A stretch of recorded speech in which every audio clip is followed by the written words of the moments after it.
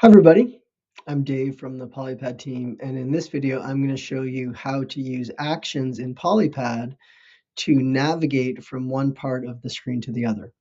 So in this activity I want students to first complete the question over here, and then if they get it correct, have a button appear that will navigate them over to the second activity.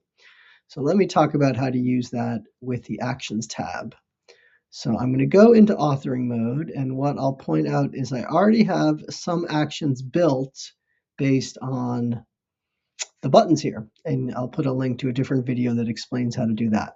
So what's going to happen here when students complete this activity, they're going to click check. If they get it correct, they'll see some validation. If they get it incorrect, they'll see this note to try again.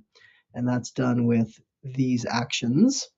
Over here, if students get it correct, we are going to show feedback on all four of those drop zones. And so I can go out of authoring mode, show you what that looks like. Let's try to build 25. So here's 20, there's 24. Let's check it. Nope, try again.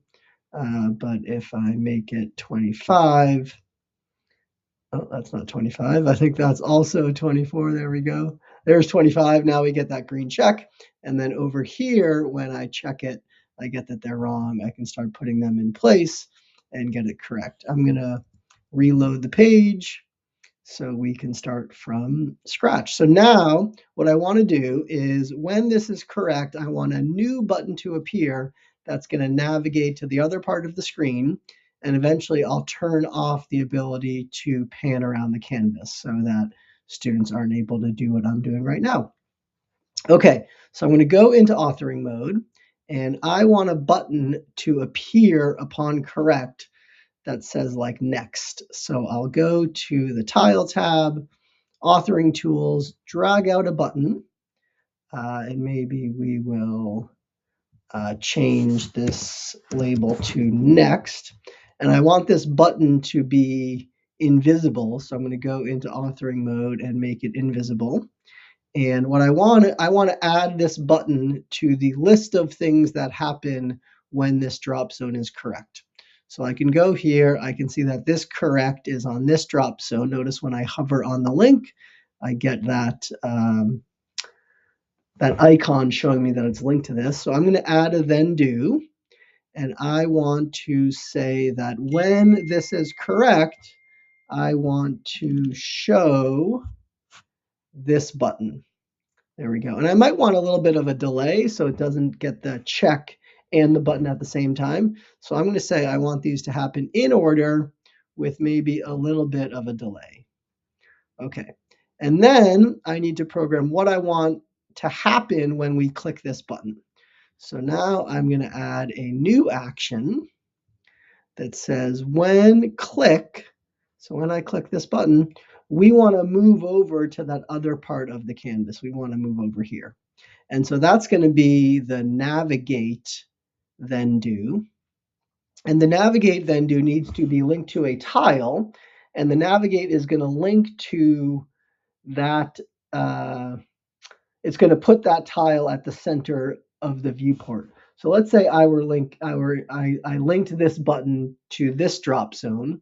If I go over here and imagine that I'm done as a student, I'm going to test this button.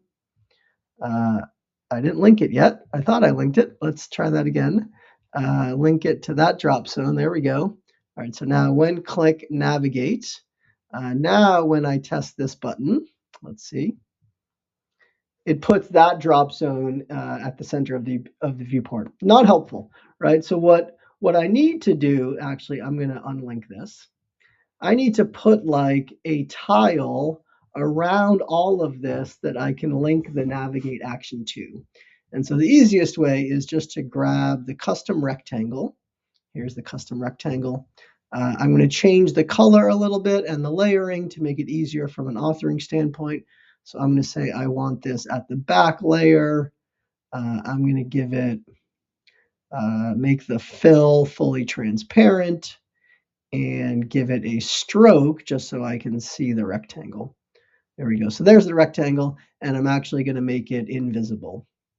The reason I gave it a stroke is so in authoring mode, I can see the rectangle. If I didn't give it a stroke, I wouldn't even see it inside of authoring mode.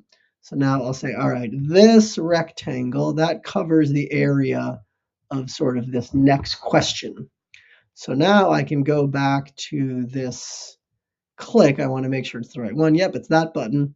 When I click, I want to navigate to that area. So now let's just test this button.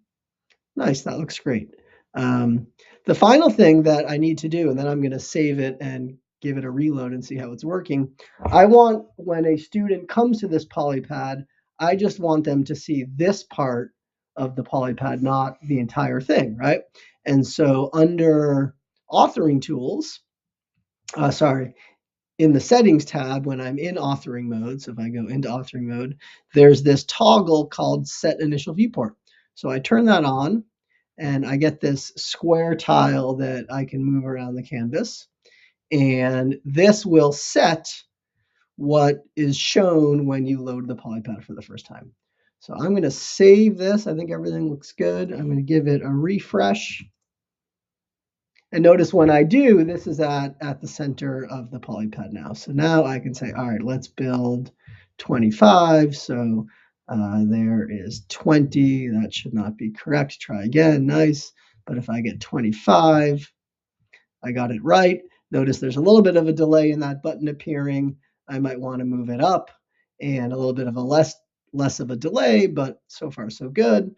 I click next. Oh, and I'm brought over here, and then I can try to complete this activity.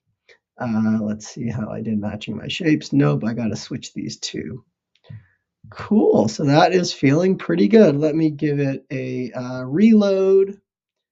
And I think the only thing I would want to adjust is give that little bit less of a delay. So I think that yep, that's the one. Maybe it's a half a second delay. So we can do 0.5.